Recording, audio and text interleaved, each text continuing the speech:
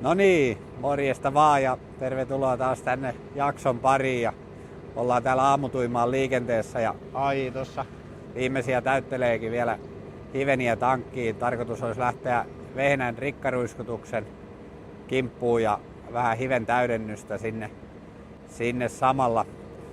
Sitten eikä me käydä tuossa aamupäivällä vähän kiertelemässä kasvustoja ja olisi tarkoitus, että Hanneksen kanssa katsotaan vähän, että mitä on tähän mennessä saatu aikaa ja minkälaisia havaintoja päästään tekemään. Mutta siellä alkaa kohta olla valmista, niin ei muuta kuin lähdetään hommiin.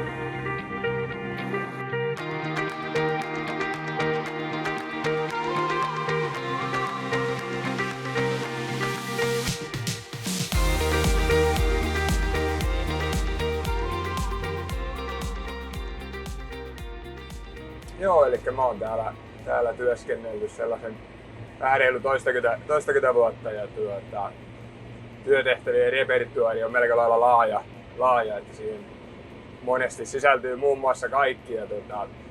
Mutta tässä viime vuosina tästä ruiskuttelusta ja kasvinsuojeluhommista on tullut sitten sellainen aika lailla meikäläiselle sopiva homma ja sitä on nyt tullut aika paljon tehtyä ja hehtaareita kertyy tuossa kesän mittaan aika reippaasti ja sitten siihen tietysti vielä välillä lisätään pikkusen sitten jotakin rahtiruiskutuksia, jos sellaisia sattuu tulemaan, niin tää on tällainen mukavan työllistävä vaikutus. Ja ruiskutuskalustonahan meillä on traktorina toimii tällainen 6R jontikka.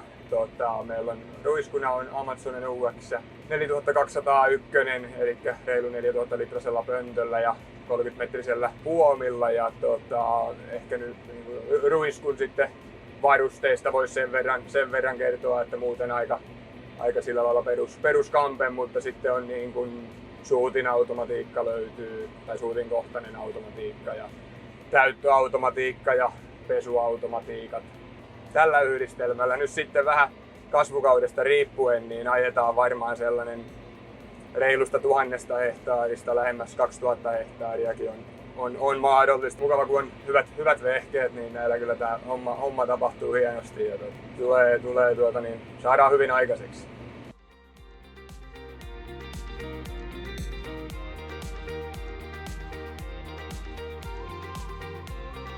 No joo, no niin, nyt joku aika sitten saatiin vehnälohko käsiteltyä ja tosiaan tällä palalla nyt ollaan jo toista kertaa tänä keväänä ja siihen niin kuin on syynsä täällä, että täällä on pihatähtimöä aika reippaasti tulossa. Ja se on osittain varmasti se, että tässä on rypsi esikasvina ja on hikevä ja multava maalaji, niin siellä painetta on. Minkälainen teillä on yleensä kasvinluonnin strategia kevätviljoilla? No, meillä ihan niin kuin normaalistikin lähtökohtaisesti, mikä on niin kuin tehdään talvella yleensä suunnitelma asiantuntijan kanssa. Ja kyllä meidän niin kuin lähtökohta kevätviljojen kanssa on, että niin kuin kolmen käsittelyn taktiikalla mennään ja silloin on ensimmäisenä ihan se aikaisen orasvaiheen käsittely, että siinä pääpaino on niin kuin me on haluttu, että saadaan mangaani hiven täydennys heti siihen ihan alkuun ja samalla sitten on vähän juuristovaikutusta haettu siihen korrensääteellä ja sen lisäksi sitten ihan perusgramma-aine siihen, että ostetaan vähän niin kuin tai tämmöinen jaettu rikkakäsittely, että sitten siihen pääkäsittelyyn vähän aikaa. Toiseen käsittelyyn sitten niin samalla ajetaan sitten hiven täydennys myös tähän, että sinne tulee sitten vielä mangaanin lisäksi, niin on sitten EDTA:ta ajettu niin kuin just siihen ja sitten ja pääsääntöisesti myös niin kuin jaettu tautikäsittely, että pistetään tähän jo ensimmäiseen pienellä annoksella ja sitten katsotaan toisen kohdalla sitten tilannetta. Että toki sitten vähän esikasvia ja olosuhteiden mukaan mennään. Aivan. Ja kolmas käsittely oli lippulehtivaiheessa sitten. Siellä on päätautotorjunta ja kasvunsäätö. Kyllä, käytännössä joo. Käytännössä se on, että siinä on kompromissia tehty sitten, että on yhdistetty sitten siihen lippulehtivaiheen niin kuin lopulle ja tähkäiselle tuloon, niin sitten päätauti ja korjasäädekäsittely sitten. Just. Se on varmasti hyvä. Silloin pysyy ruiskutusten määrä siinä 3 kasvukaudella. Että. Joo, se on tietysti vähän niin kuin mahdollisuuksien mukaan sitten, mutta niin tietysti niin kuin kasvukausi etenee nopeasti ja aika on rajallisesti, niin jossain kohtaa joudutaan tekemään kompromisseja. Sepä. Joo, se on varmasti hyvä strategia isoille kiireisille tiloille, ja kun on hyvä tautiaine valittuna, niin kyllähän sillä on pitkä suoja-aika sinällään, että päästään hyviin tuloksiin. Kyllä. Me jäädään nyt seuraamaan vehnän kehitystä ja miten tämän pihatähtimen torjunta tässä nyt onnistuu ja lähdetäänkö me seuraavaksi Hernen lohkolle kattelee vähän, että miltä siellä näyttää. Kuulostaa mielenkiintoiselle. Mennään katsoa. Joo, käydään siellä.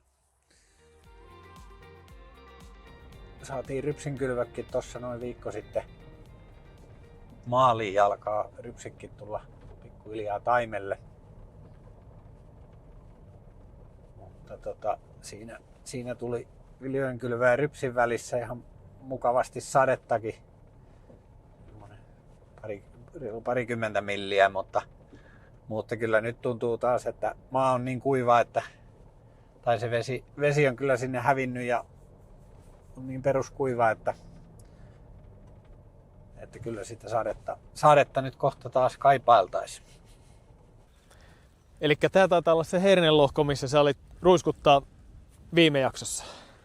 Joo, tähän ajettiin Konaksissa tosiaan silloin ennen taimettumista, että pikkusen siinä sateet viivytti, että sitä siinä mietin, että ehditään tarpeeksi aikaisin ajaa, ettei herne ehdi pintaan. Ja se huomasi sitten kyllä, tai mun mielestä se sujui muuten hyvin, mutta sitten taimettumisen jälkeen kyllä niin kuin selkeästi pientä vaalenemista niin kuin ensimmäisessä kasvulehdissä kyllä huomasi. Just. Mutta se oli kyllä selkeästi ohimenevää.